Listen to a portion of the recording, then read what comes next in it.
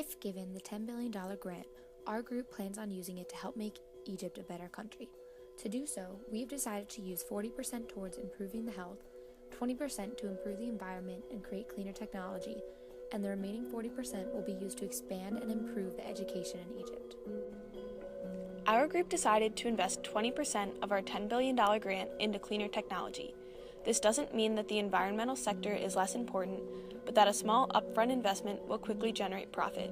Currently, oil is highly subsidized in Egypt to the point where citizens pay about 16 cents per liter.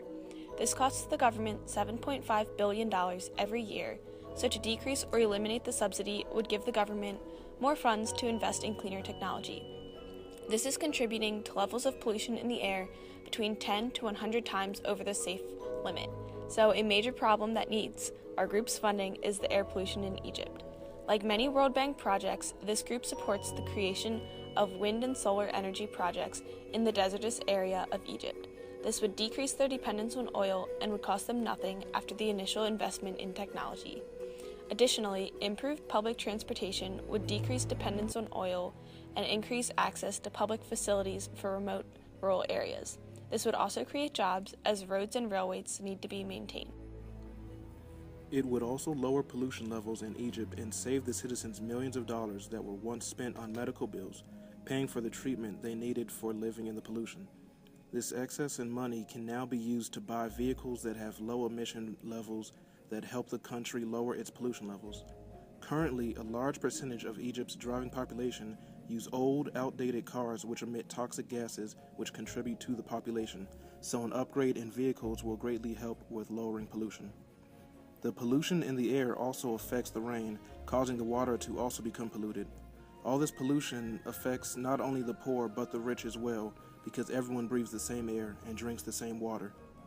We plan on putting a portion of the funding into making sure that laws and regulations are put into place that limit the amount of pollution that is emitted throughout Egypt.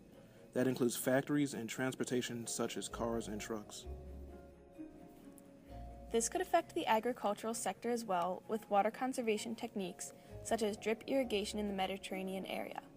Improving the agriculture would decrease the price of food as it wouldn't have to be imported. Such initiatives should be financed through microloans, a program that would cost the government nothing and yield returns on donors' investments. Such improvements would create jobs as agriculture would be revived and citizens would be trained to build and monitor these green technologies. This job training is the only way to make a lasting and sustainable system. This group supports the goal of improving healthcare facilities in the rural regions of Egypt. Educating women and making the availability of advanced education obtainable for them will enable them to have better healthcare, empowerment, and better careers. A significant portion of the budget is to be used to build new hospitals.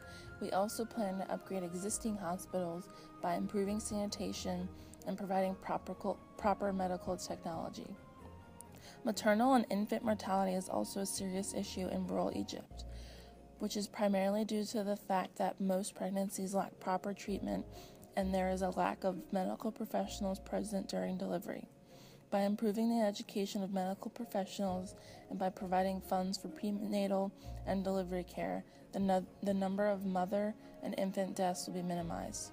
In addition, family planning and the availability and usage of contraceptives will help to stop Egypt's exponential population growth, which would benefit the health of women because they would have access to many different forms of reproductive health services.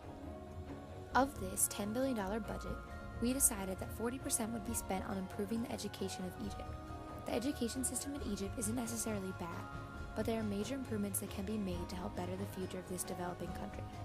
A big start for this would be requiring students to go to school beyond the age of 14, which is the minimum age that students are now required to be in school for. By increasing the minimum age, the literacy and poverty rates will decrease. We will use a portion of this budget to compensate families for good attendance in secondary schools. Some children only attend schools until they're 14 years old because their parents cannot afford to send them. To solve this, we plan to use a percentage of this budget to advertise and help provide for a backpack drive. This will encourage people to sponsor a backpack that will be filled with the necessary school supplies to get a child through basic school. Once they get to secondary, that's when the families will be compensated and can use that money to pay for the supplies that will get them through the next level of schooling. We'll also give some necessary classroom supplies to the schools we build, as well as the other public basic and secondary schools. A portion of this budget will go toward building a few new schools in the areas of Egypt that they are most needed. Another part will go toward testing the teachers to make sure that they are not only teaching the correct content, but at the correct level as well. We also want to update the school's curriculum to make sure that they include health education for women.